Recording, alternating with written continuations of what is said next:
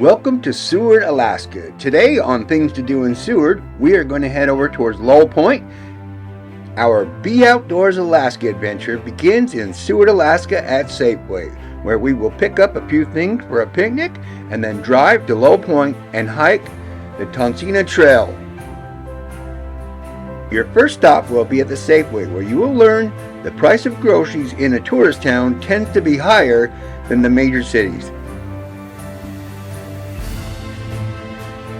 The drive to Lowell Point is a 12-minute drive, about 4.3 miles, on a dirt road on the edge of Resurrection Bay. Upon arrival at the trailhead, you will find there is plenty of parking with restrooms and a day-use parking fee. The Tonsina Trail is considered an easy trail, and it goes in 2.3 miles, where it overlooks Resurrection Bay on the sandy beach. There's Mama B, barefoot trash container. I believe these are all Sitka spruce. The needles of the Sitka spruce are the sharpest and most rigid of any tree in the Northwest. At the end of the trail, there is a public use cabin that can be rented online. You want a 44?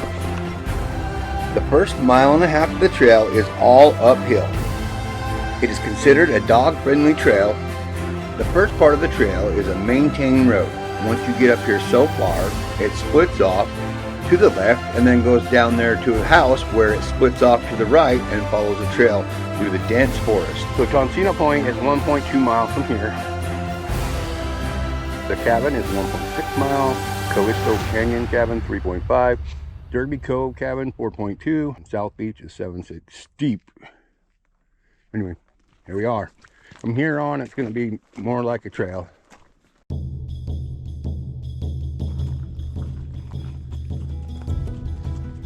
Little creeks coming across the trail.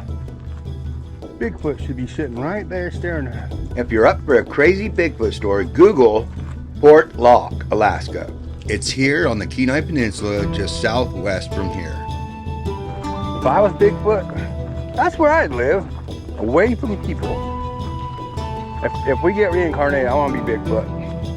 Hot. It is. I should have worn my cool shirt. Today is a warm, humid day. I am here with Mama B, Brock, Sarah, and her friend. The trail is beautiful, well-maintained, and moderate. Watch out for that last step, it's a doozy. As you are hiking, there will be numerous vantage points overlooking Resurrection Bay. Oh, do we talk about snow? I'm thinking we're at the top of the hill now. And so I think it's downhill from that way, and I think it's downhill that way.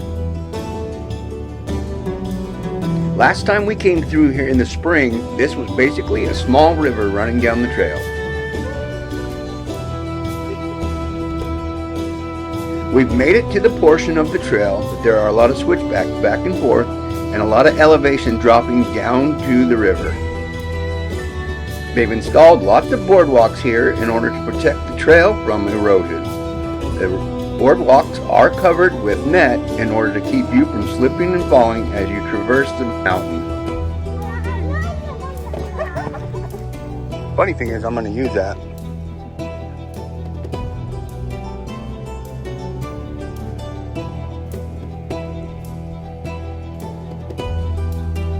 There is no salmon fishing in this creek. There are more boardwalks down here in the flat area.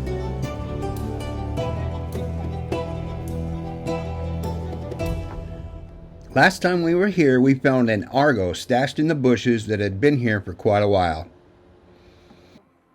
Brock was trying to get a picture right off the surface of the water and almost fell in right in front of us.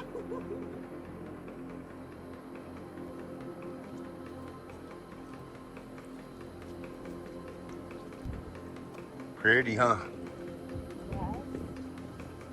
Sorry, tootin'.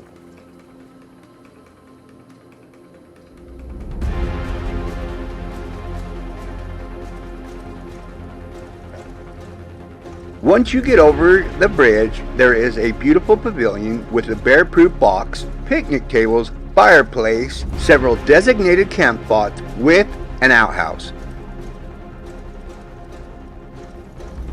We went around there.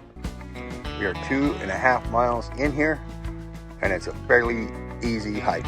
We're gonna continue on past this awesome little camp spot towards this Tonsina cabin. It's a public cabin that you can rent out. You just have to reserve it. The cabin occupancy is 1 to 6 guests. You can hike, boat, or kayak into the unit.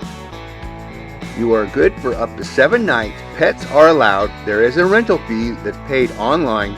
Heating is kerosene, and you must bring your own fuel. Amenities include outhouse, fire ring, bunk beds. There's benches and a table with shelves. There's a 7-gallon heater tank. There's smoke and carbon monoxide detectors. The most reliable is in the summer near the cabin at the south fork of the Tonsina Creek above the tidal zone.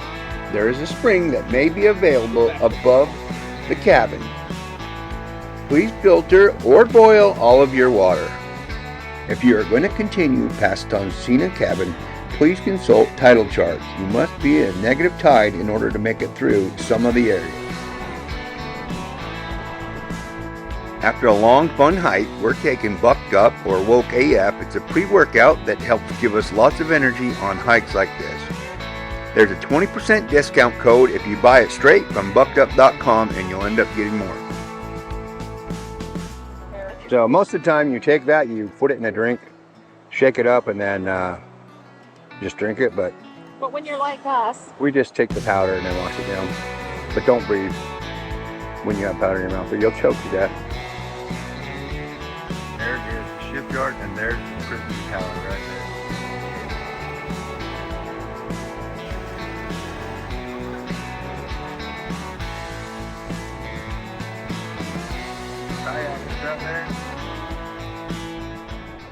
no, she said we were going to be taking off our jackets. Why? It's cold. Yeah, it wasn't very long. I would take my. What's going on, man? Yeah, I love you too. What did he say? She loves you too.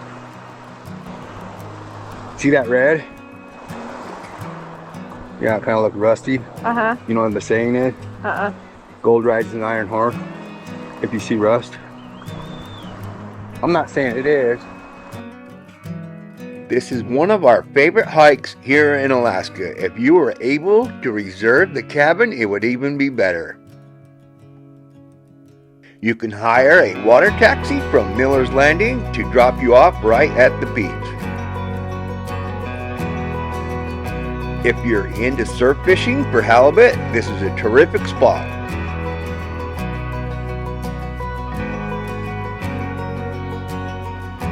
If you're looking for a trail with no other hikers, this is probably not the trail you're looking for.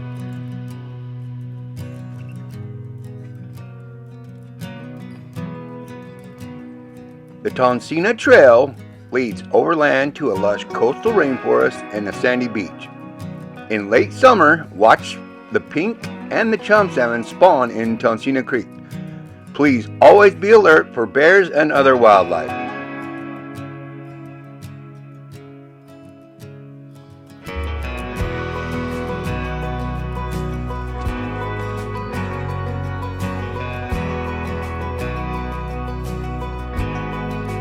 The Alaska State Parks Low Point Recreation Site was created in 1997 with funding from the Exxon Valdez Trustee Council.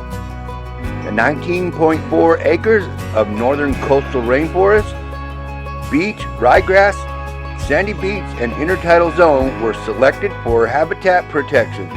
The beach is a popular site for recreation, including beach walking, fishing, picnicking, photography, birding, wildlife viewing, kayaking, and paddleboarding. Everybody should go snipe hunting.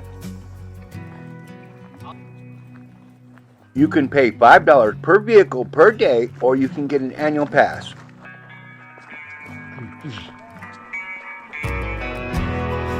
Trails are for hiking only. Bicycles, horses, motorized vehicles, including ATVs, snow machines, and dirt bikes, are prohibited. Cutting live or standing dead trees is prohibited.